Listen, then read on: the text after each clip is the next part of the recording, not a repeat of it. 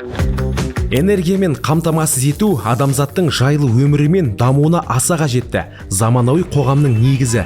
Қазіргі энергия сұранысы, климаттың өзгеруі мен ауаның ластану қаупінің артуы жаһандық энергетика стратегиясының маңызды элементіне айналып келе жатқаны жасырын емес. Бұл ретте ядролық энергия көзін пайдалану мәселені алдын алудың ұтымды қадамы. Электр энергиясын өндіруде ядролық реакторларды пайдалану тәжірибеде бар. Алғашқылары 20 ғасырдың ортасында пайда болған. Қазіргі уақытта реакторлардың қолданыстағы ИПР және AP1000 сияқты үшінші буыны қауіпсіздік тұрғысынан айтарлықтай нәтиже көрсетіп отырғанын атап өткен жөн. Осы күнге дейін даму сатысынан өтіп келген реакторлардың қазір 4-ші буыны әзірленуде. Оны үнемді әрі қауіпсіз, сондай-ақ қалдықсыз ядролық материалдардың таралмауына төзімді етіп жасау жоспарлануда.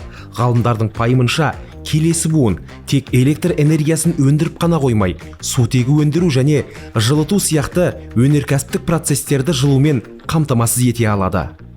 Атом энергетикасының болашағы көп жағдайда халықтың қолдауына тікелей байланысты.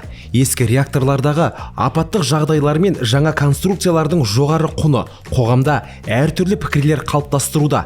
Сондықтан шығындарды азайту және кестелерді орындау үшін қауіпсіздігі жақсартылған реакторларды дамыту және құрылыс пен пайдалануды тиімді басқару өте маңызды.